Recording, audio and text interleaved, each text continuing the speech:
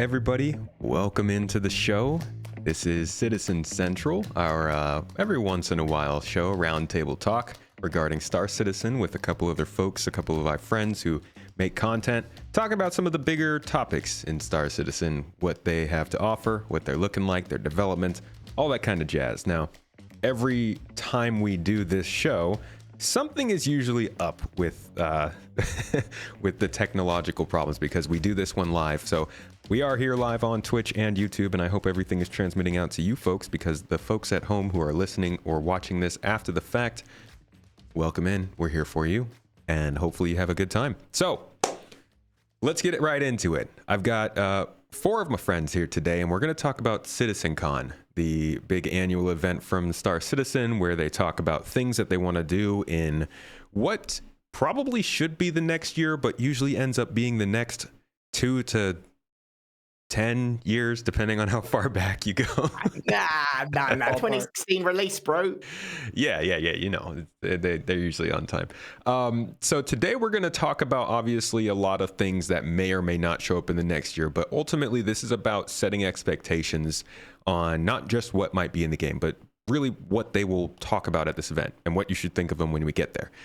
So first, let me introduce our folks. Board Gamer, you're our top left person for the day. So why don't you give a little shout out and tell people kind of what you do, why you're here, and all that jazz. I'm Board Gamer. I've been covering Star Citizen for like a decade or something now. It was sort of more casual to start with, as I was trying to understand what to do on YouTube. And then I went, I quite like this game and this project, and no one's creating content on the way that I like. So I started what I think might be the modern standard of Star Citizen news, which is why it's awful. So sorry. We like your hello and welcome has been a household standard for us since 2017. I'm so sorry. No, it's 20 great. Years. 20 years. Never stop welcoming us to the videos. Okay, I love it. But something you said there, you started doing YouTube before Star Citizen, or kind of like you weren't just planning on doing Star Citizen at first? Oh, I didn't even know of Star Citizen's existence when I started my YouTube channel. And I was doing things like Diablo 3, which I had pretty good success with, and then Titanfall and stuff like that, because I was reasonably good at games then. Like I've got old now. Like I've got old with Star Citizen, and my Twitch response and my ability to track things is diminished compared to what it used to be. So I love some board lore, dude. I'm going to want Star Citizen to be less about Twitch response and skill, and more about tactics and being slow. He's taking away your shooter sim, folks. Get him. DedLeader, my skull in the camera spot. Tell us about yourself. My name's DedLeader. I've been doing Star Citizen content for, I think it's probably 2 years now, 2 years at least. And I'd sort of just jumped on because, I don't know, I think I was looking to make content on something new, and I was looking at Star Citizen stuff, and I was like, there's a lot of people making stuff here, but there's not people kind of being funny with it, I think, and not being as serious. And so I sort of jumped in trying to be a not as serious kind of Star Citizen content creator, but then that turned into a bit more serious moving on. But I still like to think I'm a little bit lighthearted when it comes Star Citizen just makes you serious. Everyone's been too serious, you know. But you've been taking a little bit of break from content, yeah? Yeah, I've been taking a break from Star Citizen, making content just over the past couple months until CitizenCon, just purely because it's like I've been saying I've been working on renovating this whole caravan, and I'm like, oh, it's so hard to do when you're trying to get content like out. And so I was like, look, while everything's just kind of a bit quiet and everyone's already posting, like I can't bring a new point of view to what everyone else is already doing in this time. So look, I'm just gonna Doesn't stop me. Yeah, well, nothing will ever stop you. The news will always keep going, man. And so while like excellent people like all yourselves here are all doing, like you all are actually, you do incredible stuff on Star Citizen where you guys don't need to stop right now. The 5-Star, you do some of the best fucking the shadow patch notes I've ever seen. Thanks, man. Out of any content creator. I go to all you guys for pretty much everything that I wouldn't be putting out myself on a on a normal day anyway. But yeah, I've taken a little bit of time off, and it's been nice. But I'm excited to get back for CitizenCon when things are new again. You know. Cool. Well, I'm looking forward to it, buddy. Crucian, how about yourself, man? Uh-oh, I lost Crucian. You're muted. Why are you muted? Sorry. There you go. There we go. Okay. Hey. I think when you moved me, so I made a comment to you, Board, earlier. I guess I was muted, but I was like, we should change your channel to Uncle Board Gamer now. The old uncle. Oh no, that's a great idea for a second channel. Yeah, I've been around for quite some time. 2016 is when I started my journey in Star Citizen as a content creator. But once I kind of journeyed a little bit into the realm of esports, and then that's when I met my good friend Corsair, and we kind of, he dabbled this idea about the Daemon Rally, and that kind of snowballed into more competitive events, and we kind of, created this thing called ATMO Esports, where we really have a passion not only for the community, for competitive events in Star Citizen, and streaming took a back seat. So yeah, that's mainly what I do. A lot of behind the scenes, content, and working in to bring events to a competitive environment for Star Citizen, which a lot of people don't really agree about, but it's okay. I just my whole thing is to give people an experience they'll never forget, and that's what I'm trying to create, whether it's competitive events online or in person. So. Yeah, those people don't want competitive events, though. They don't have to watch. It can be for the people that want them. Wow. Exactly. Right? What a novel idea. Exactly. It's like the MKBHD app, I'm just kidding. Oh, okay, no. sorry. I'm sorry. Dude, I had to. I love the events you guys put on, and I'm looking forward to hearing more during the show about your guys' plans for the show. 5-Star, yourself, buddy. Hey. What's going on, man? My name's The5Star. Nice to meet you guys. I've been doing content for about a little over a year now. So coming out of my freshman year, I started doing a series called Shadow Patch Notes, which is a very see a need, fill a need moment. There's always these little minute things that change every patch. So I go through with a fine comb, try to find everything and deliver it to you guys. So that's been really fun to do. Been great being a part of this community, and excited to see where it goes from here. It's pretty nice to have a game that, it sounds weird to say it, but does so much so often that you can make a video series about like the stuff that kind of slips by in the patch notes, because there's just it's just constant little things happening that when you have a game that's changing so much, it's easy to miss those smaller things. So thank you for that. Often they're really important as well. Like often they're quite massive changes. So I definitely recommend everyone check out the 5-Stars Shadow Patch Notes videos. Yeah. It's a lot of systems, a lot of ships. It's so easy for things to change and just not get mentioned. So I don't blame Sig, but I feel like it's worth pointing out. I agree with you there. So to get started with this, before we get into like expectations for the show, I want to know what you guys are doing for it. Who's going? Who's hanging out? Crucian, I definitely want to hear about your guys' atmosphere and the plans that you have at ATMO Esports. But Board, I think I heard you say you're not going. I am going. I'm going. You are going. Yeah. Okay. Literally in his backyard. You can just. That's walk what I was thinking. Yeah. Let's go. It's really in my backyard now. I've moved up from the south of England to the north of England. One of the reasons is to be closer to the Manchester studio. Nice. I'm definitely going. I'm going to be there from the 18th to the 20th at least. Nice. I'm planning to come along and see and enter atmosphere at the end as well. That should be a good laugh. Just really looking forward to it. There's a load of stuff I'm supposed to be planning. There's a load of meals for different people. I'm supposed to be seeing some CIG stuff and stuff as well. I don't know what's going on. I have no idea. Maybe an office tour. You're going to have a lot of people coming up to say hi to you. Well, they're more than welcome to. I'm the perfect and lowest level of celebrity. It's the level of celebrity where people will buy you a drink and say hello, but then they leave you the fuck alone. On my French. Don't know if I swear, but we did. It's all good. It's cat's out of the bag. When was the last time you went to a show? 2019. Okay. So when they last had them. Okay. DedLeader, how about yourself? What are you doing for the day?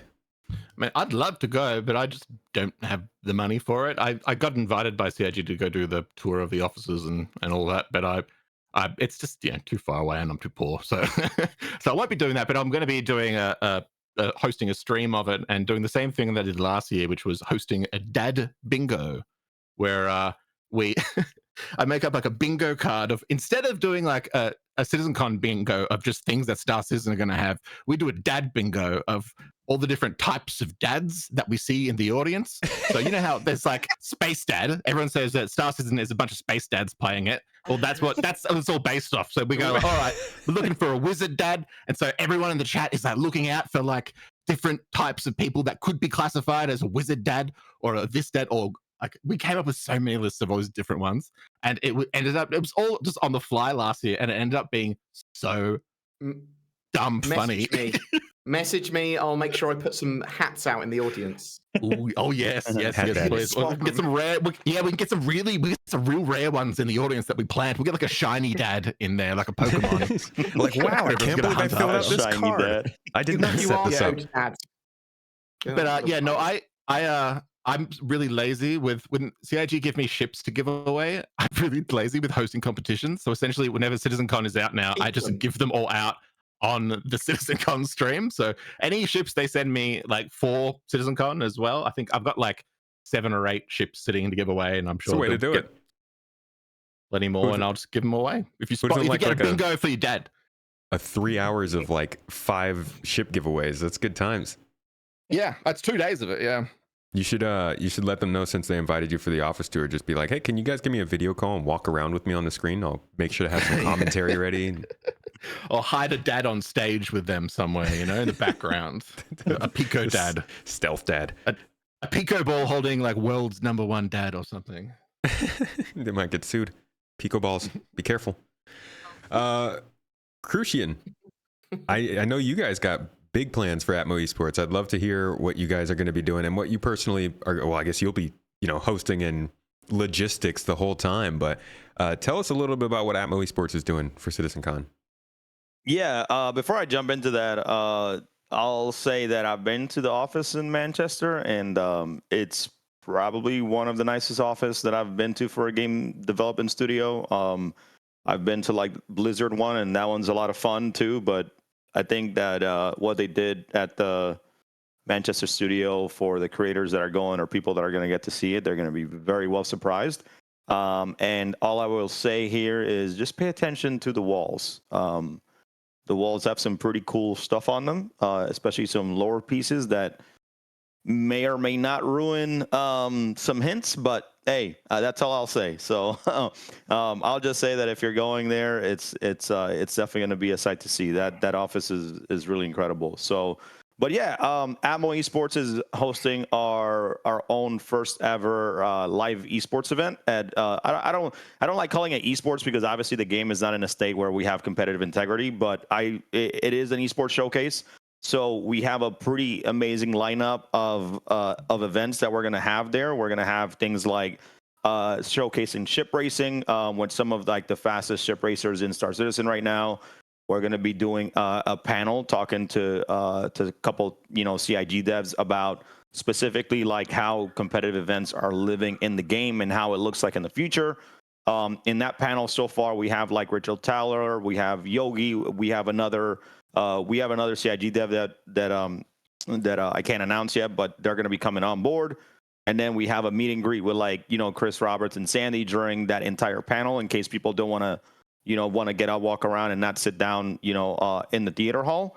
And then towards the end of it, online, we've been running an entire PvP tournament called Fight or Flight. And this year, the way we did it is that we did regions. We actually connected very well with the Chinese Star Citizen community, which are absolutely incredible people, even though they had some issues on the last Bar Citizen stuff. But not to get too deep into that, but they really helped us out. They ran the APAC region. Then we did an EMEA region, and then we did an Americas region. And then we had around, I would say, 70 to 80 competitors. And then we kind of clocked them all down to one team for each region. And then we're out of like, this is not me trying to say that we have deep pockets, but out of our own pockets, out of the admin team's pockets. We're flying these teams out to compete in a championship final where we have a trophy, we have everything. And it's going to be all on a place called Aviva Studios that has an incredible, massive, like, theater hall seating. It has about 1,200 seats. We're going to have an entire, like, I don't want to spoil it too much, but the stage is going to be the way we have it designed. We kind of took inspiration from a lot of different things, from Halo, from League of Legends, and we kind of put something, a smaller version.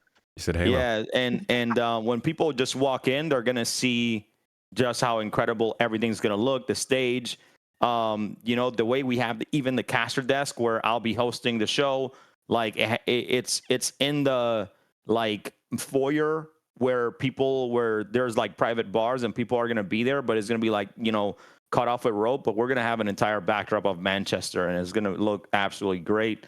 So we've been really planning a lot and working very hard. And I honestly, I wish I could make this event free. If I had the capital to make this event free, I would have.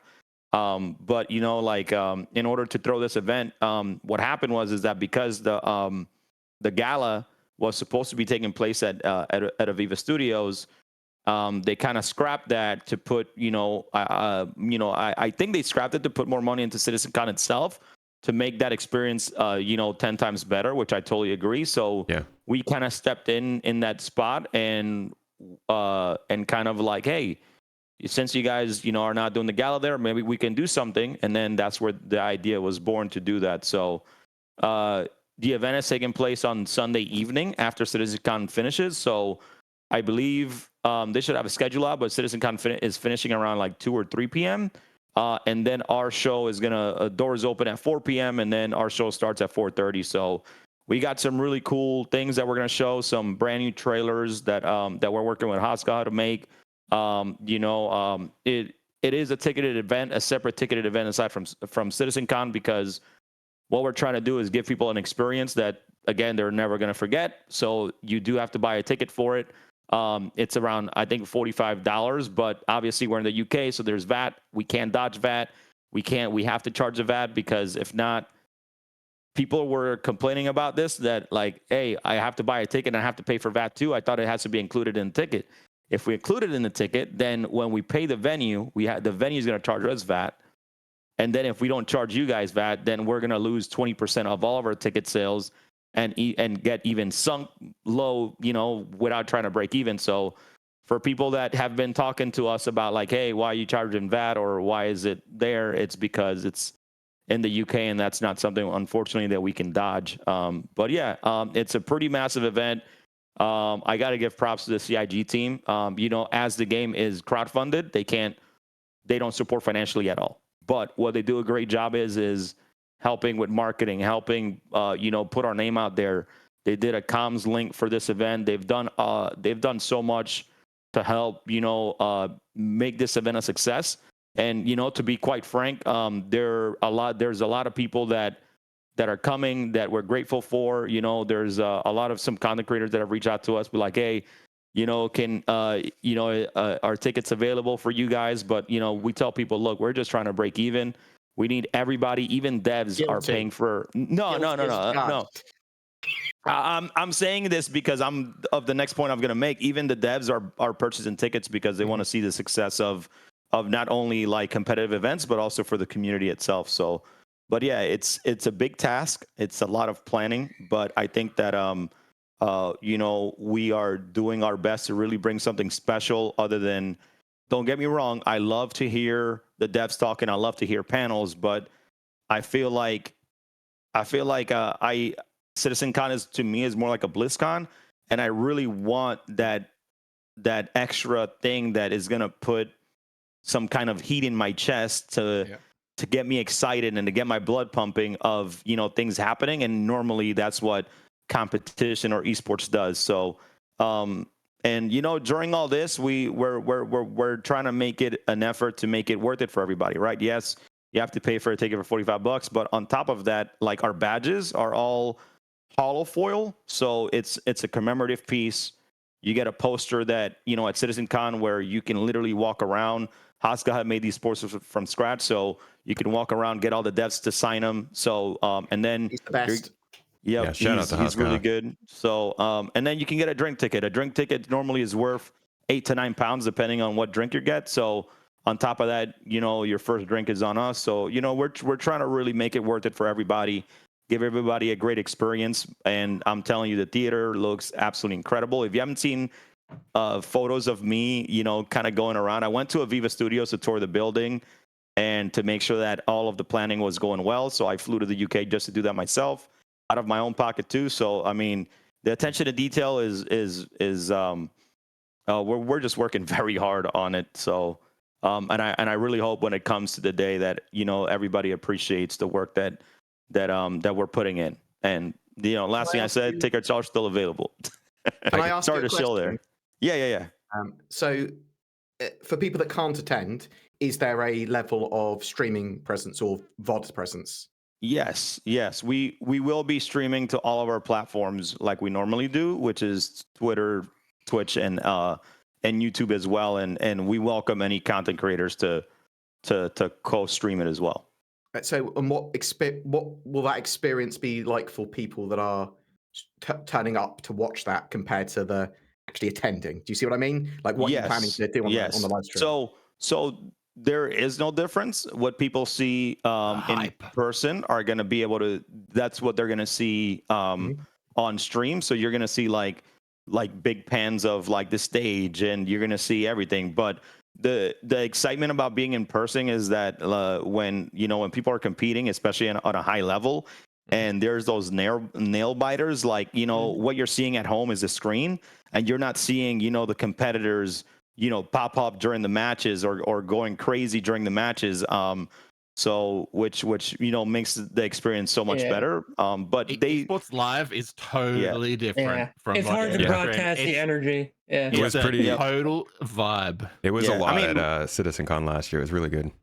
Yeah, I mean, we'll have things where people can hear the crowd clapping and cheering and things like that, of course, on via the broadcast. But it should be almost similar, but just being there is going to take it way more levels of notch. Because I'm telling you, when you hear an explosion, when you're watching people PvP, you're going to hear it in your chest.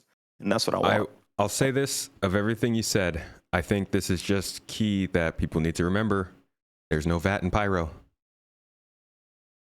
Just move out there. No taxes. It's good times. Got to get away from the man. There's no VAT and pyro. That's so true. I really like the name Atmosphere. I think that was a very good play on words for the arena.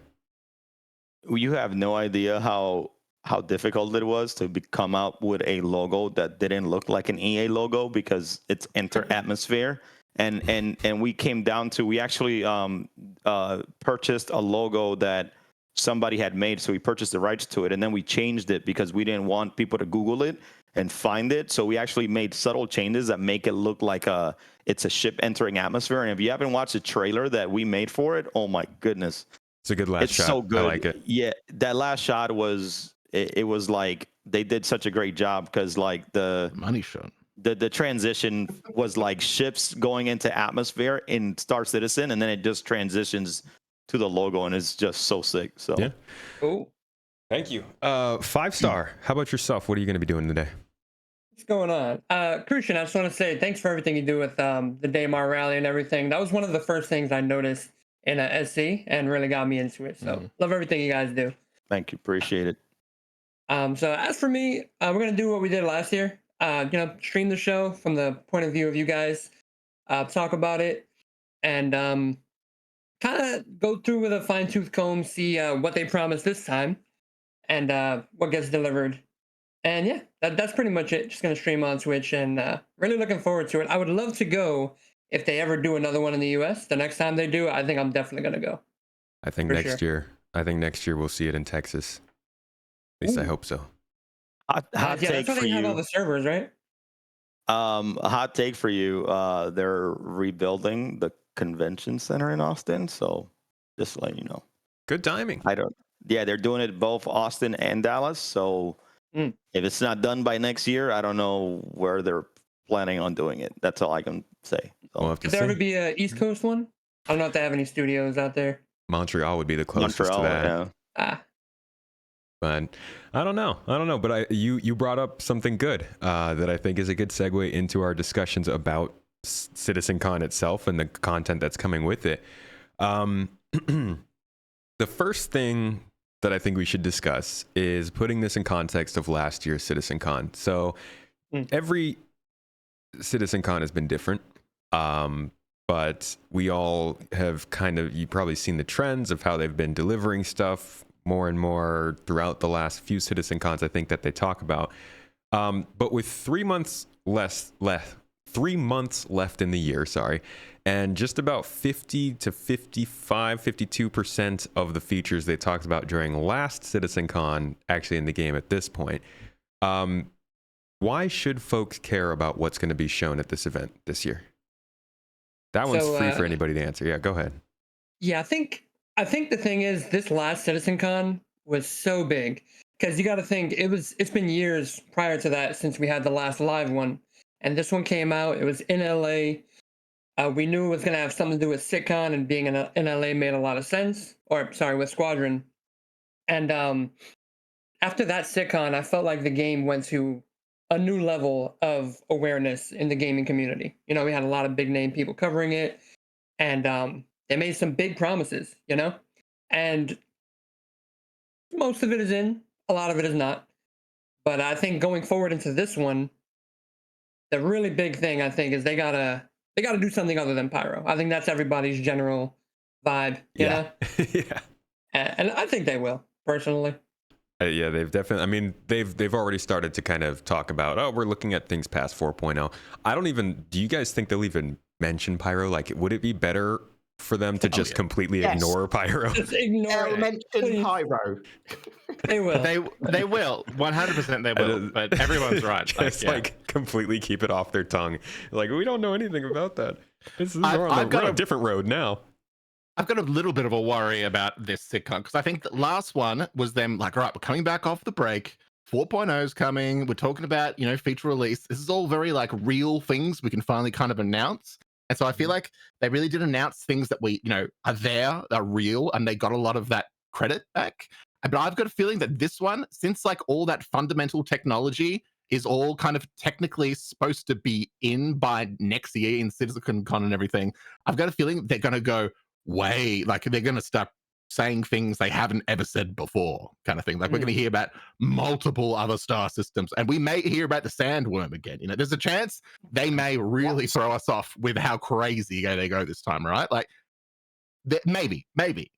I hope not, because if not, it might just be them showing us just more of 4.0, the same things again. And I'm not interested in seeing.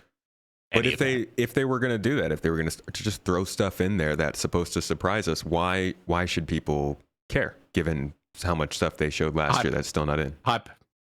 Well, I hate your question, okay, on this. Okay, by what measurement is 52% of the features from last year's CitizenCon are you measuring by? That is totally how you bundle it. You could say 1% or 99%. It's a little arbitrary because obviously everybody sees everything that they said as different features, but I have a list of the things that they talked about last year, and I've gone through the things that I've seen them deliver. Going from someone else's list. Yeah. It's my show. Decided that 52% of the named features, not the scope or size of them, haven't been in yet. And are you including things in 4.0 and 3.24.2 as things they haven't got in yet? I am including things in 3.24.2, but not in 4.0. If they did deliver 4.0 this year, then it would be up to like 70%. And again, honestly, it's not weighted, like you said. It doesn't depend on the size of the feature, but just off of just going down a list of features, it is definitely not anywhere close to being all of the features, but it's also not everything. It's not nothing. That far off. They're not that far off, honestly. When it comes to like, things being like to be honest, like with the delay that happened with 3.24 and then the 0.1 bit, that stumble there, I was like, okay, yeah. Oh, hold on, I don't know if they're going to make this. But since then, they're pushing to try these big things. So even if it is at IAE, the majority of those things pop in, to me, that's promise kept. Yeah. 2 months after. Yeah, you have a reasonable buffer, guys. You know, it's only because they've committed this crime so many times before that a lot of people Well, I don't can say have that any It's buffer. trauma, man. Promises are Repeat offenders. advisory in CIG. They are non-binding. Their promises. We promise this. What does that mean? It means they might do it. Kinda, if you're lucky. But like that 3, when it comes to development, that 2 to 3 or even 4 like window either side of a promise like that is so reasonable. Is so reasonable for something of this. There are. Go ahead. No, I was gonna say I think people should definitely care. One thing that I mean, honestly, I don't want to hear about Pyro again, to be honest, because I feel like it's pretty much redundant at this point. And you know, I've been around for quite some time. Believe it or not, what I would like to see is like the current systems being completed, like seeing a before and after, because there's so many things that are missing right now, and I think that in itself would probably excite people of how much extra things a moon, planets, and these different things are going to have. I think if they can add gameplay and stop talking about Pyro and add things that actually are meaningful to the game, I think people would definitely be incredibly interested. So, I mean, part of like CitizenCon is like the just hype and spectacle. Yeah. You want to sort of enjoy that. They want to go, what are we working on? What have we got? Even if it's a bit tech demo-y that we've shown to Chris Roberts, what can we actually show off? And we'll show it to the community. And I like it for that.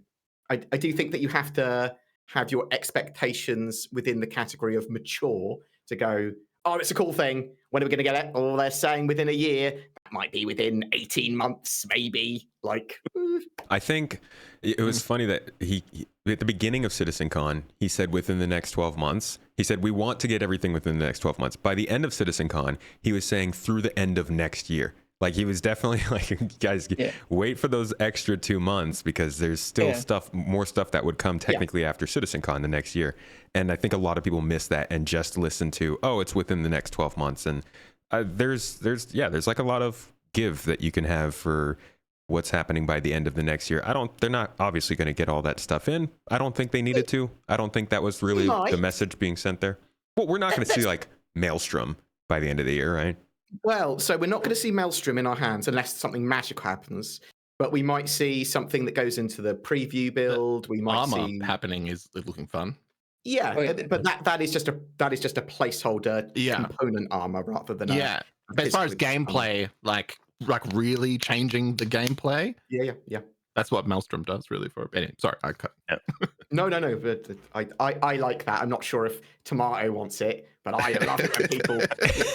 That's why we're here, man. It's a round table. Like chaos. Jump on the table, fight around, man. Whew. Where do you guys stand on the 4.0 this year? Yay or nay? Think it's gonna happen? I think so. Can it be in any form? Yeah. Oh yeah. I guess. As long as it's a number, I suppose. If it's PTU, I don't know if I'll count it personally, but at least PTU. I think 80%, 80-20 sort of likelihood that it will be in this year by the end of the year. Yeah, I could see open PTU when they keep the 324 on live servers. It'd be just like they did with 318. No, look, it's 100% going to come out. They'll put it out, but they're going to put it out no matter the state of it. That's what they're going to do. I think that would be a mistake. By the end of the year, 100% they got sales by the end. Hey, the whole thing's PTU, baby. Exactly, you're right. 100%. That's what they'll do.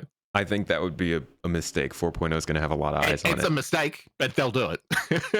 I mean, I feel like the strategy is IE, right? Make a lot of money and then break the game with 4.0 and release it. But it's still getting towards 1.0, isn't it? And that's one of the some of the stuff that people should watch CitizenCons, especially if they're not into Star Citizen very much at the moment, because it's nice to see what is going to be happening in the next year or so, and where they've got to with their engine and the dream of the project, because it shows off like this is the blue skies thinking, this is what it can look like, and this will be in your hands some point. Exactly. And I remember, Board, to quote something you said once in a video, he called CitizenCon hype, shock, and awe. Yes, it is. That's exactly what it is, man. So that's why my vision for what's going to happen is they're going to show more star systems. Whether or not that means anything It could be a nothing burger. You know, they've served us nothing burgers with French fries for many years now. Yeah. But if they could just show that, you know, I'm sure Squadron has a couple systems they worked on, like Odin and stuff. They could just show us some snippets of that, a la Star Engine trailer, and boom, hype, shock, and all. Do you think that they will keep Chris from saying anything date related? Will they be able let to? him go crazy. Let's go crazy, Chris. Hello, baby. He's gonna come back on stage and be like, good or bad. he's gonna come back on stage and be like, I'm not gonna give you guys any dates. They always say don't give dates. I won't give dates, and then he's gonna give a date 2 minutes later. I think he's going to do a joke. I think he's going to say that or something similar, and then go, but Squadron 42 is going to be released on this date, and he's going to give a hard Squadron 42 release date. I think so. Yeah. Along with that joke, actually. Yeah. Well, so let's talk about what we actually do expect to come in, to be announced and be talked about in general. Obviously, Squadron 42 is a big one. How many of you guys think we'll get an actual date? I think so. Yeah. Me too. I think so as well. Even if it's 2 years out, or a year and a half, I think a date is very much needed at this time. Like being what do you call it? Being feature complete, and then coming to this year's CitizenCon and not having a date, I think is going to be a massive missed opportunity. So yeah. And what do you guys think that date will be? Ooh, spicy. Yeah, putting you on the spot. Give me an Q2 exact 2026. day. Q2 2026. Q2 2026. A year and a half. I think early 2026. Just dodge GTA 6 in fall of 2025. Oh, That's a good point. And then That's a GTA really good delays point. into February of 2026. Give it some time to just burn and let people enjoy it and do their RP stuff, and then here comes the next hot thing, early 2026. So Yeah, that's a good point though, Tomato. I think GTA 6 is still kind of tentative on its date, so you never know. It might bleed back. Yeah, it's looking like that game might be delayed. I can see them aiming for a major holiday that adults take as well, because I was thinking about normally like Christmas time they aim for like main like single player AAA titles would come out around Christmas time if you're looking to go that big. Yep. But otherwise, it could just be they're looking for, like, we're not children, which is probably what that's sort of based around. But maybe a holiday like that, they would look to drop it for maximum sort of reach. Labor Day. So what would you be thinking, Ded? I mean, maybe like around the end of the year or around sort of Easter time kind of thing, like when they can kind of get a real long, hard, like a long weekend in there globally. Next year, 2026? Yeah, as like a potential. I don't want to say this year because then I'm the idiot that they go, oh, DedLeader thought we're all idiots, was man. going to come out, and it comes out 10 years from now. I can't be on record saying that, all right? You asked too much. But maybe 2026, I potentially could think. Okay. But in their head, I can see them thinking at the end of this year. By the end of this year, Squadron 42. Marketing, I can see them wanting to say that. You say by the end of this year, you mean what? 2025, next year. right? Yeah. Oh, okay. Yeah, I'm assuming. Oh, Yeah. well, Wait, what? Oh, it's so I can potentially them seeing it coming. I know they want to say. I know they want to say that it's coming out this year or the start of next year. Someone would- clip, 2 months from now. clip that audio. The way that they're putting this sort of like their marketing out, and the way that how far they've been pushing it, like the drops and all this little bit, they would want to say that it's going to be something soon. It's Dad, you just said you released didn't want to at be on the. CitizenCon. No, that's what Just a they ghost want. drop. They want that. I don't So know, man. I would, CIG I would, want that. I would be know. shocked. I think and it's going to. Yeah, I would be shocked, and here's the reason why. They need Squadron 42 to flood people to the MMO. If the MMO is not ready with server meshing, once people flood over and they have that one chance to capture that audience, and they lose those millions of people that are playing Squadron 42, that is a massive missed opportunity. So I will be shocked if they release it any time before that, 4.0 or 1.0 is even ready. Well, yeah, maybe that's it. Man. Maybe it's 4.0 end of the year, and then there was Squadron 42 around Q2 next year. So They want to. I don't think. What maybe with Fleet Week? With Fleet Week next year, you think? Yeah. And then that way, money like, they can make. Yeah, and that's all depending on if they iron the bugs out of 4.0. You know, they're sort of tentative. Crucian is 100% right. Like, it is a ridiculous thing for them to try and push Squadron 42 out before they can actually make the game anywhere close to mainstream. To even, to be able to support it. Like, yeah. So, Board, what do you think they'll announce in terms of Squadron? That's a good question. I think that I'll trust them on their 2016 release date. Okay. Nice. How funny would that be if they came out and actually had that on the screen? Like, answer the call, guys. And they just cross it out. 2026. So yeah, if you had told me when I was at CitizenCon 2015 that I would have to wait 10 years, say a decade until Squadron 42's release, I'd have been quite grumpy. Yeah. But we're talking about it potentially being longer than that. So I do think it's going to be a 2025 release.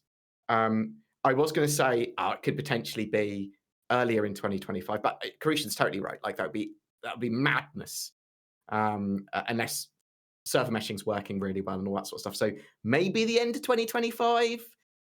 And I suppose if server meshing was broken, they'd have to make Arena Commander really polished so they could capture that audience. Yep.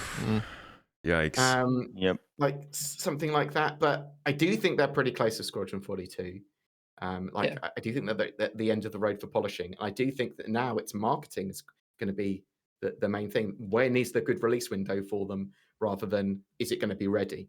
And this is the marketing platform to start that run, you know? Yeah, I think of all things, I think one thing that we can probably rely on is that they will have a proper trailer for Squadron 42 come out at CitizenCon.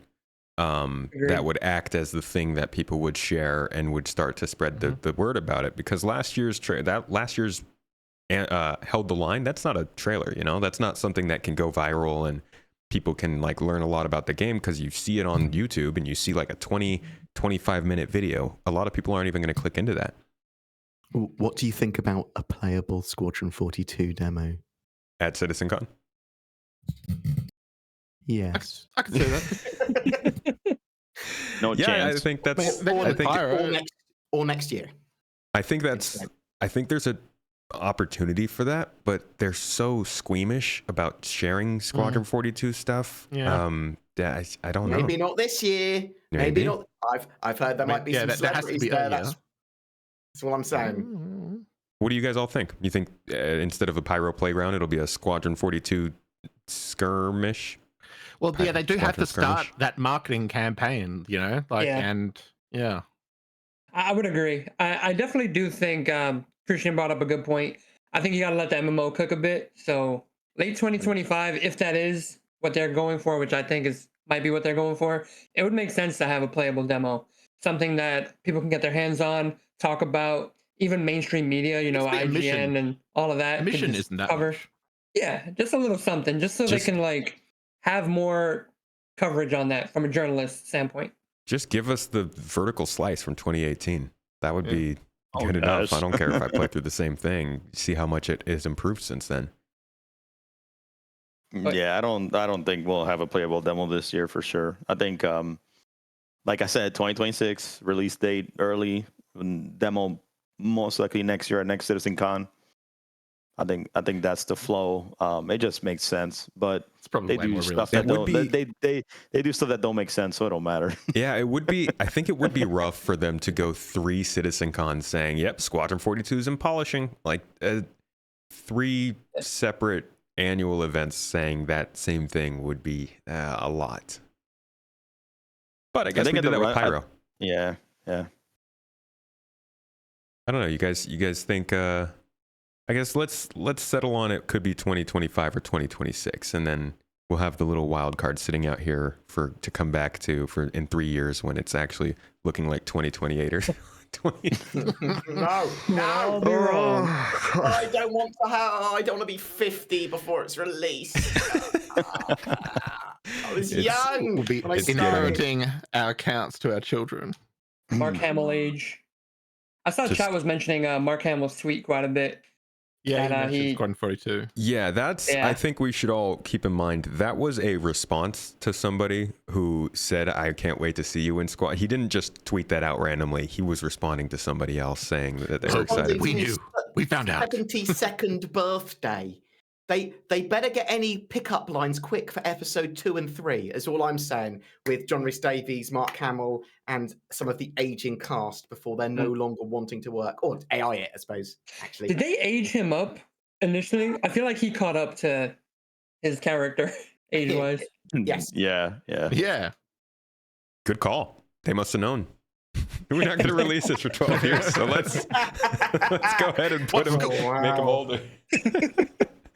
Okay, so moving on from Squadron 42, let's talk about just general features. Actually, first, I want to hear your hottest takes. What do you think they're going to release that's actually going to surprise people? I know you were saying that you expect them to go all balls to the wall with it, but what's like one thing that you guys think is at least reasonable, but will catch people off guard that they might introduce?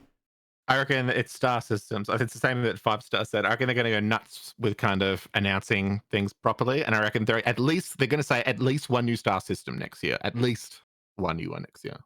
Like they're going to promise it. Yeah. Right, we've been working on next, so that makes sense, right? Nice.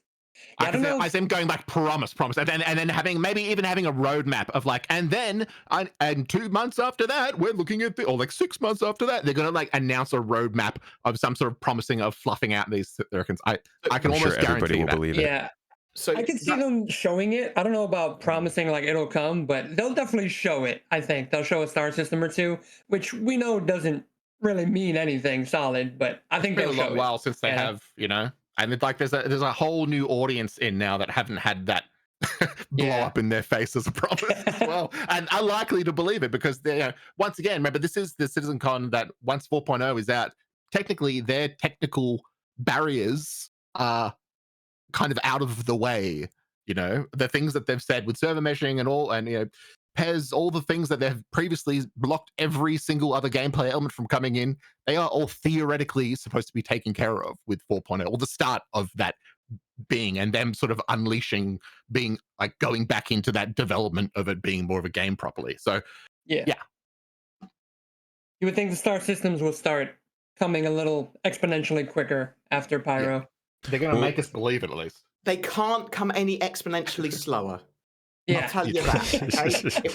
if we get one every 2 years, it would be exponentially faster. You'd be like, yeah, we're making logarithmic process now. So I believe they've had like Pyro like pretty like finished for quite a while now, or it's been like at such a state where they could have gotten it like completely finished if they needed to, but because it hasn't been needed to, they haven't, fully finished everything. They don't have crunch in the same way that other studios have crunch. It's exactly. And so, for all we know, they've been doing that on all multiple other systems, and that to a high degree that maybe Pyro is maybe they're that similar right now.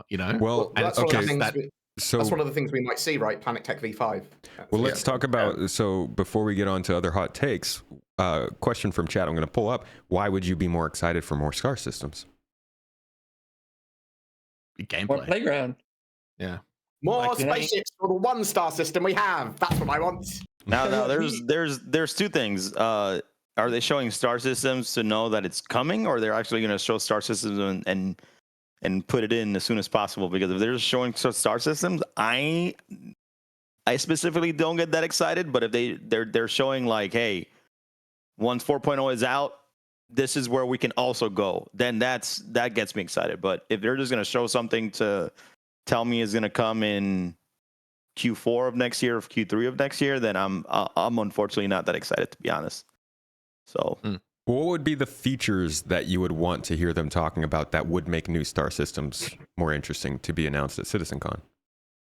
Ooh, man, I've been really, really chomping at the bit for the personnel transport. Like giving luxury ships a purpose. Mm-hmm. It'd be really cool to like take a VIP from this system to that city. That'd be really cool, having NPCs on the ship. That'd be some cool. And data running, of course. You need exploration, and for that you need to be able to share markers, sell markers, and have reasons to explore. So you need base building, crafting. Like there's quite a lot that needs to come online to make more star systems worthwhile, but you still need more star systems. Like at So the like moment, space, I know one of the things you're really most interested in is data running, right? Yes. And so, to my understanding, the whole idea of that is that data can't be transferred through a jump point, so you have to like physically do it. Yeah. So I think that's like one of the main things where like having multiple systems really makes that possible. You know? Yeah. So having it come in now would be like perfect timing. At the moment, it feels like angry kids all in the one room, all like, you know, oh, there's too much energy in this room. We need to get like anywhere you want to go that, like, say a new gameplay element is in. When you go there, you know you're not going to have to wrestle with the game, but all the other players who are likely in your way to grief you, like along the way, because they know it's new and like, all right, well, how can I like? It was like, you know, when they found that legendary armor that you could farm, and those places became just like massive hot sites, and that's fun when it is emergent battle gameplay, but it just feels like a crowded toy box at the moment. And like having those extra systems open up just so like, you know, oh, this is a dangerous one, and oh, this one's a, you know, an empty one, and you can set up a home here, and having that difference between them is just going to make all those interactions you have with other players actually like interesting, in my opinion. I think we just tested 1,000 players, so you know it's going to be a lot. I think there is a lot of nuance between different star systems that don't necessarily pop out as new features. Things like what kind of laws actually matter there, what kind of economic advantage can you get by getting something in a star system that's completely normal there and taking it back to a star system where it's incredibly rare. What kind of people can you find there that are more interested in the types of missions that you like to do? There's a lot that they can do, but I think that's where it starts to get complicated, is you can pump out star systems all you want with planets and asteroid belts, but getting into the factions, getting into the specific assets, items, collectibles, harvestables, things you can actually find and explore is like what really makes a star system matter. And I think that's what ends up taking a while. But going beyond star systems, you know, that was DedLeader's hot take. What else would you guys like to see specifically get introduced at the CitizenCon that maybe people aren't expecting? Roadmap to 1.0. Okay. You think they'll finally be ready for it? I think they'll be ready to talk about it and go, we've got a plan for a Star Citizen and minimum viable product. But they won't say minimum viable product because that's a horrible use of language for Star Citizen. That's what it is. And I think with that, they'll probably want to, or I want to see homesteads. I want them to be bases, and I want crafting to be talked about and shown. Like, that's the sort of thing I'm hoping for. That's not a hot take. We know that's going to happen. They literally put out a video and said, "Come to CitizenCon to learn more about homesteads." What's a homestead? Yeah, I assume they're going to talk about that. Okay, that's good. Yeah, I think for sure base building is something. It's kind of the reason I started playing the game. You know, I used to play like Ark Survival Evolved and Rust and stuff, and I saw the Pioneer commercial, and that kind of sold me on the game. Not gonna lie. So after seeing last CitizenCon and that huge reveal of the base building stuff, I think them saying they started development in Q1 of 2024, whether or not that actually happened, I think we'll definitely see more of that for sure at CitizenCon. Yeah. Maybe even apartments again. Remember that? Yeah. Building interiors. They've done hangars. They've done persistent hangars, and like they've said, "Oh, this is the first step on it." Yeah. So they've been working on interiors for buildings. So building interiors would be awesome, man. Especially for ArcCorp, because right now you can't do anything on the surface of ArcCorp. Those interiors would give you kind of like what they did for Orison. But you could land on other parts of ArcCorp and actually do stuff on the planet, you know? What about an Atlas? Got an Atlas mech suit, but with a gun. I see. Call it a Titan. Or a punch. Or a both. A punch gun. Stand by for Titanfall. I was actually, my hot take would be what you were talking about, 5-Star, is they go into talking about Planet Tech V5, and in doing so, they acknowledge that building interiors are ready to go with Planet Tech V5, and they are reworking ArcCorp in the way that it's supposed to be, with ArcCorp basically having building interiors taking the place of the outposts and bunkers on the other planets.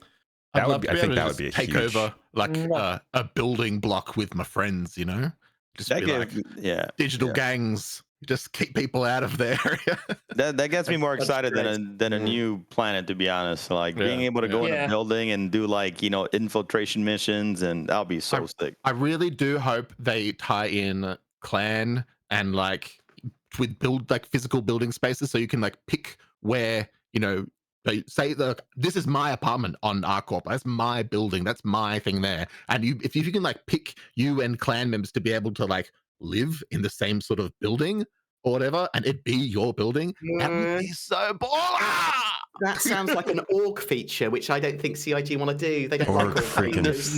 man. But even like it being loose enough that just like you can pick where you go and like that's your apartment, and it's not so much we just share the same door and we're in an instance. Space. No, give me a building, give me a floor, and hand me the keys with my number on it, and say that's mine. When it comes to org features, I would literally just be able to to see who's in my org. Like that's it. Just show me that somebody is in my org. It's just the most simple, easy. Yeah, that easily snowballs. Put it in, huh? I stop myself when I say easy because I know it's probably not. But it's like I know they're waiting to redo all of the org stuff instead of just like adding a little thing on our names that says this person's in your org. Because when you come up against somebody at Jumptown and you're just fighting people, it'd be cool to see somebody who's in your org and be like, okay, hold on, let's team up. Look, they might look into doing something with that now when you think about it, because they have broken a previous like taboo that they said they would never do, where we have instanced hangars, where the hangars are on our side, and they technology. It's a step further. It's not something that people just used to do. It's something new. Oh, that's cool. It's cool. But now that they have broken that seal, that means that on their side with their new technology, wink, wink, nudge, nudge, they can do things like say a persistent shared clan hangar, for instance, and that not just be a complete strain on a server to have all this crap going on, like that everyone has to pay for, like load wise on a network. Where if it's just like local to them, beautiful. Like that's the whole thing about the hangars. I did a whole video saying the reason the hangars are the way they are is because ego. Because anyone else like would take that closed elevator door to just send the player to where they need to go and then open it up and there they are. But no. They had to physically make the elevators move. Wait, I think if it was an instance elevator, it would never have been a problem. I mean, you could say that about half the stuff in Star Citizen, though. Like, if they didn't do seamless planets, server meshing wouldn't be a problem. It's just a lot of stuff that they've done that the design of the game is part of the reason why the game just takes so long and causes so many problems. And I think that's up to opinion. There would be other problems to be focused on if they hadn't done these things. A lot of problems that they created on their own. But they would have created those problems with other things. They'd be focusing their resources on making everything so pretty, and like every surface has got its own sort of surface tension, and you can slip on it based on the speed you're running. It'll be stuff like that instead. Oh God, jeez. Don't give ideas. Okay, I need more hot takes. What else? Board, you said 1.0 roadmap, Crucian. What is your take? What would be the most surprising thing? People might hate me for this one, but good. I think they're gonna announce something that people don't want. And that's them bringing back like the RSI SciTech cultists back then. Like they're gonna partner up with some hardware company to come out with some type of branded, and people are gonna be pissed off because they're like, oh, why you're not putting those resources into the game? Like if the licensing team can develop the game, So that's my hot take, that they're gonna release some type of product that they're gonna, so they're gonna team up with Meta and make Star Citizen VR goggles. With who? Who they're gonna have a brand? It would be like Monster Tech or something like that, right? It's gotta be someone like that. Like instead of the chairs, we're finally gonna get our HOTAS combo that we've that they put out, like the camera that they showed and never came to market. We've got Toby eye trackers now. They'll probably go with Toby for the camera. That's fine. Don't worry about what they said with faceware. To be honest, they're gonna have to bring out something that works well for all of us entering our retirements, because like the player base itself is just more disposable income. As you get into retirement, you have more disposable income, I've heard. I need to get up less. Make my chair a hybrid toilet. Yeah, you do make a good point, but the thing is, Toby, I don't think Toby does also face cam that controls the feature in game, the But VoIP. they could. Could, yes. So I don't know. I just think that they're gonna. My hot take is that they're gonna release some product that people are not gonna want, and people are just gonna be pissed off. And Okay. I think you're just right. life. If So, you're gonna have a Squadron 42 release date, right? Why not bundle it with some hardware?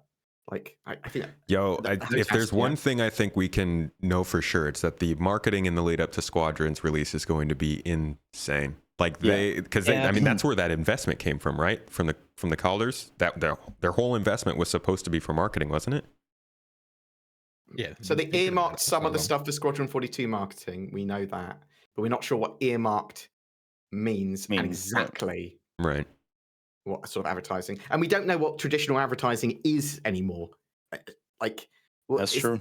Is that going to be big content creators? Is that going to be a traditional campaign like we would have had on the past with TV and streamed ads? Is that going to be them appearing at the games expos and E3 and stuff? Like, what's it going to be? What if it was an anthology series that they released in partnership with Netflix about Star Citizen stories, like that old thing? What was it? The Mercury Star Runner video they released. What if they just released a bunch of like 8-minute episodes of Squadron 42 stuff? That'd be pretty fire. Not gonna lie. Yeah, but that'd be expensive. I would love to see a documentary of just Star Citizen in general, because people think that 5 people in their garage can make a game of this magnitude in the first 5 years. So once it's more out though, otherwise 100%. You spent money on that. It's not even out yet. Then everybody that has been a big part of the game that's not part of the company anymore, they're gonna have to. Oh my god.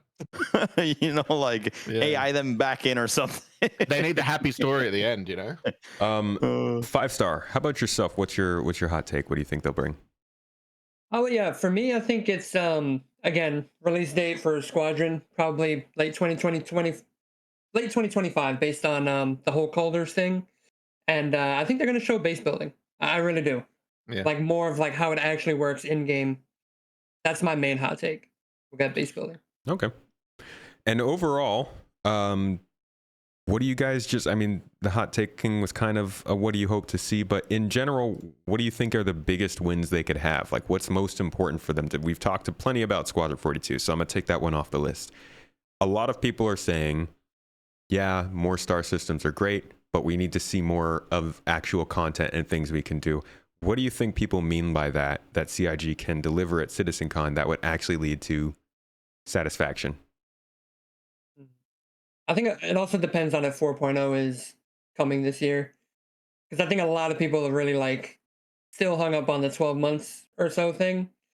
So if anything from that speech isn't out by CitCon, it would be whatever is missing. It's hard to say. Question. Yeah, it's hard to say because biggest wins. It's so okay. This is why, because biggest wins is dates and promises. And that's the one thing that is poison to Star Citizen is dates and promises. And that's the one. And we almost don't want them to at this point, We don't want them to make these dates. We know because it's a whole thing. But if they really want to have a win and can kick it off, right? Dates and promises and keep them.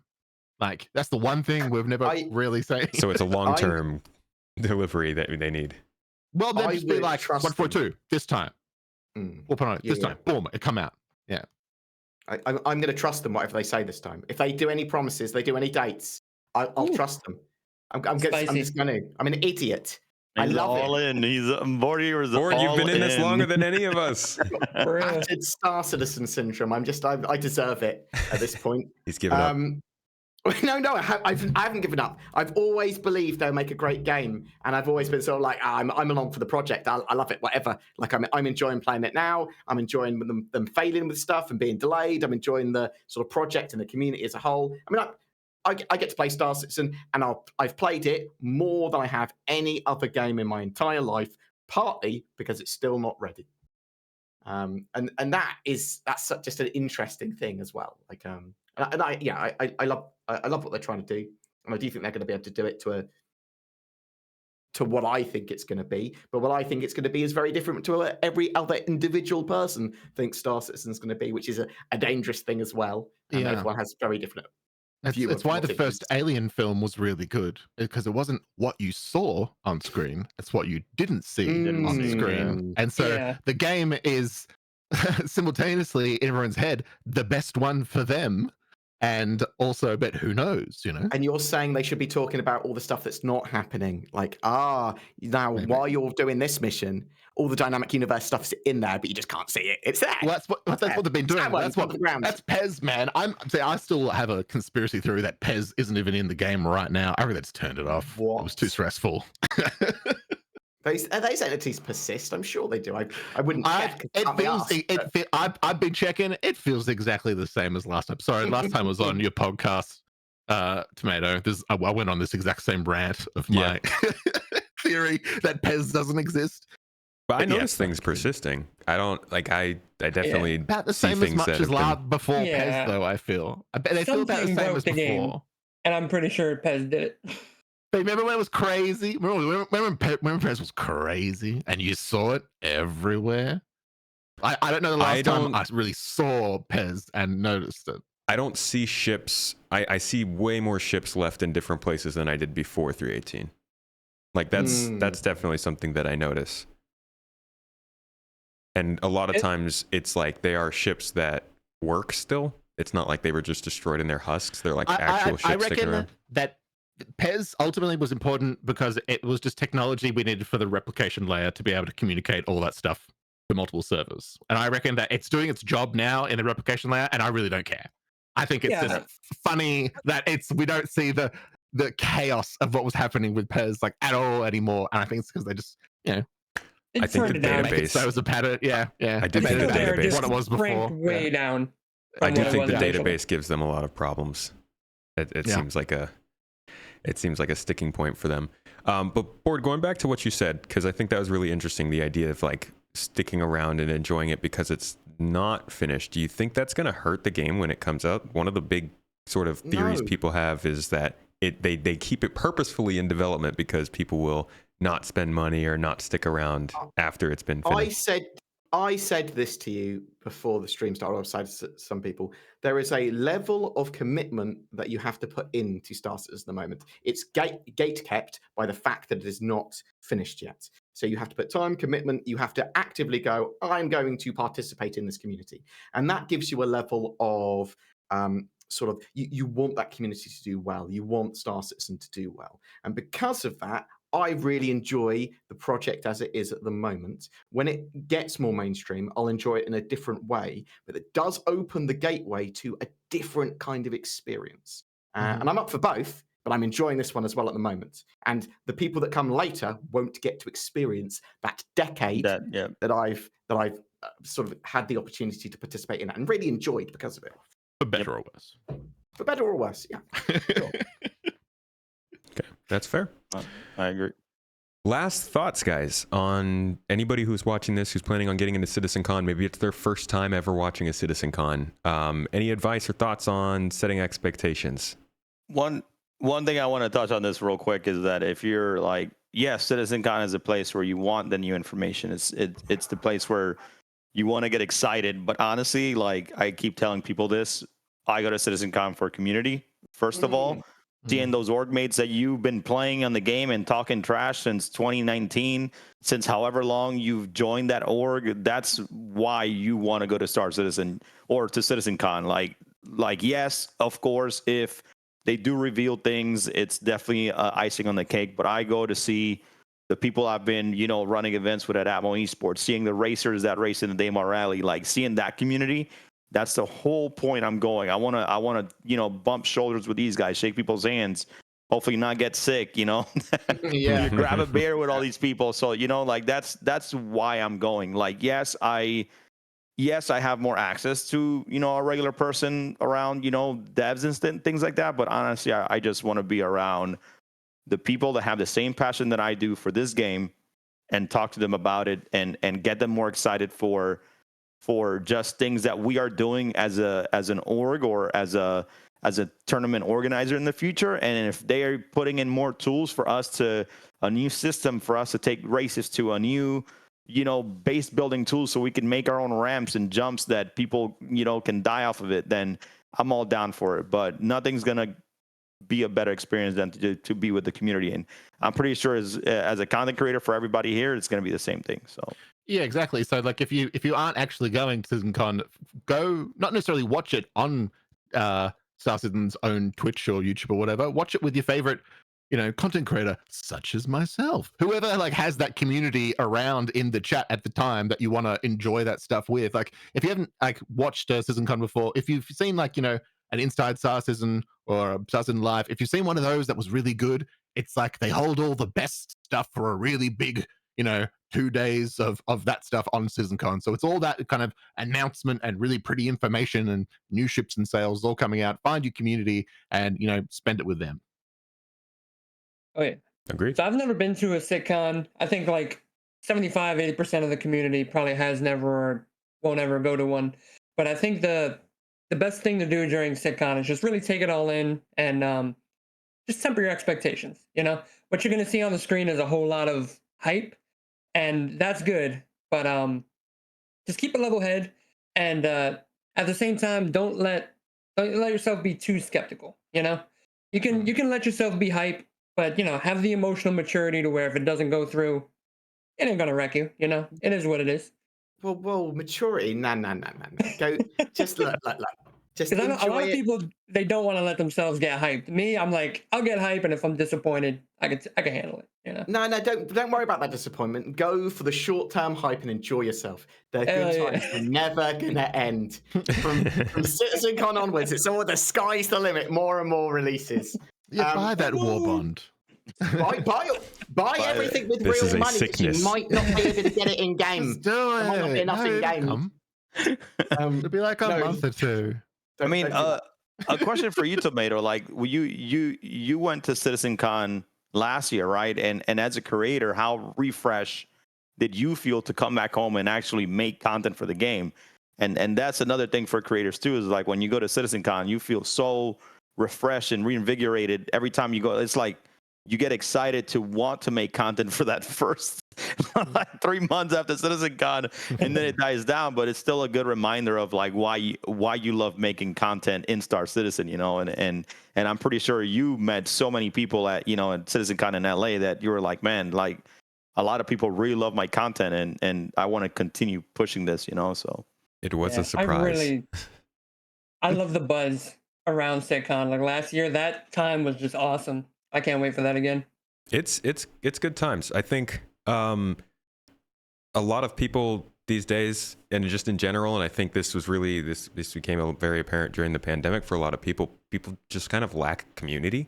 You can always try and find your group, whether it's at your work, whether it's at your third place that you go to, like maybe you join like a fitness club or you go to the gym or something. Anything really that you're doing throughout the week is a place where you're trying to like fit into a community, find people who believe in something you believe in or like something that you like. That's the basis for a lot of people's religious involvement. Or hate, and I think something what you all hate. That's why the haters are still present, because they have a community of other haters as well. And so they no matter what, even if like something's sucking, it's a community of people who feel the suck, Yeah. Shout out to the Refundian. But just being around people who enjoy things that you enjoy, whether it's hating or loving, is it's good fun. And I think it's healthy for people. And that's part of going to something like CitizenCon. Maybe it's not to see the features in person, but to enjoy the people. It can be healthy, but then you also get flat earthers. So just saying. Hey, flat earthers need love too, man. They just also need some education. Jesus, some exposure maybe. What? I'm aware of these flat things. Earth. Look. Okay, I think I'm very much going to Star Citizen. I'm going there for the community. I love it for the community. That is the best reason to attend these things. However, I also want to go because I love to be swept up around the hype. I'm just mature enough when I come back from CitizenCon to go, I really enjoyed that hype. And now it might be a while before that stuff happens, but I want to see the cool new stuff. oh, that's all the cool things. I don't want to care if it's going to be 2 years' time. So I see it now and know that it's coming. And that reinvigorates me as a content creator, as you guys were saying as well. I totally agree with that. It goes back, well, I've got now another 2 years worth of content that they're going to be putting out. So I love it. I love it for the excitement, but also don't then go, well, I hate that they lied to me. I can go either way. Some accountability is good, but I think that they're doing okay at delivering this stuff. I think that it can be like, they need to not do the whole date thing. You know, I think it's best to just tell us what you're working on and not set any expectations on when it's coming. I know as much as you may want to, just let us know what's happening, not when it's going to happen. Yeah. That's Overall, my take. They want the biggest win. Yeah. I think 2024 was a great year for them. Personally, I think this was a good year. It's a lot better than previous years. Yeah. After living through the 317 thing, this was an amazing year, I think. I mean, I know you said you don't want a date, but the thing is, how can they hype up Squadron 42 if they don't put a date on it? I think Squadron 42 is the one thing that probably should get a window at least. Okay. Yeah. In terms of the PU, think so though, too. I think that, you know, you could tell us that you're working on base building. Like last year, they said when they were starting it, right? Not when they were planning on putting it into the game. And I think that's an okay way to do it. But I agree. Folks, thank you so much for joining me for this talk. It was not an exhaustive list. There's probably plenty of little things here and there. Like, we didn't even talk about the engine side of things, rendering, ray tracing, all that kind of stuff. There's plenty of little things that will probably be at CitizenCon, but hopefully this has given you some idea of more of the big ticket items and where the feelings are about what's going to happen at CitizenCon. I'm going to go around the circle. It's not really, it's like a square kind of rectangle thing. I'm gonna let you guys all say one last thought if you have it, and let the folks know where they can find your own content before we head off. We'll start going the opposite way this time. So 5-Star, let the folks know. What's up, everybody? Hope you guys enjoyed the show. You can catch me on Twitch and YouTube as the 5-Star. I'll be putting out a new video every time a new patch drops. You can expect a Shadow Patch Notes video from me. And when CitCon is live, you can come on by and watch it with me. So, thank you guys. Have a good one. Thanks for joining.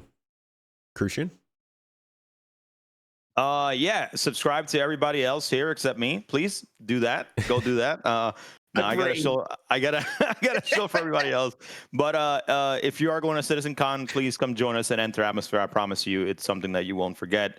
I mean, if you guys would like to find me, at Crucian Gaming on most platforms, but definitely whenever you can, go check out an ATMO Esports event on Twitch or YouTube, whatever your platform of your choice is. And I'm telling you, man, just come for the fun and come be part of the community. So that's all I got. Thank you, Crucian. DedLeader? I'll be streaming here doing Dad Bingo. So if you want to win some free ships and have a bit of a laugh, I'll be streaming it here on YouTube, just at, my username, DedLeader. And be having a bit of fun. Cool, then. Thank you for joining me as well, Dead, and Board Gamer. Hello, I'm Board Gamer. You can check me out on YouTube/Board Gamer UK. I think that's probably what I make Star Citizen videos, and they'll have to pry the mouse out of my cold, dead hand before I stop, which is likely going to be around CitizenCon, Star Citizen's release date. That's what I suspect now. I'm looking forward to CitizenCon. I think it's going to be great, and I hope to see some of you there, whether you're a viewer or you yourself, Crucian. Awesome. Well, thanks again to all of you. This has been a great talk. Hopefully, if you've been watching, you got some entertainment, some information, and some good times out of it. Go into CitizenCon with, be ready to be hyped, but also keep your expectations in check. That's juxtaposed. That's two different things. No, man, you can be hyped and responsibly hyped, okay? You drink responsibly, hype responsibly. That's the best way to do it. Thank you all again for watching Citizen Central this month. We will be back again next month with a follow-up to CitizenCon to see how things have gone and talk a little bit about, whether or not we expect those things to be delivered in time.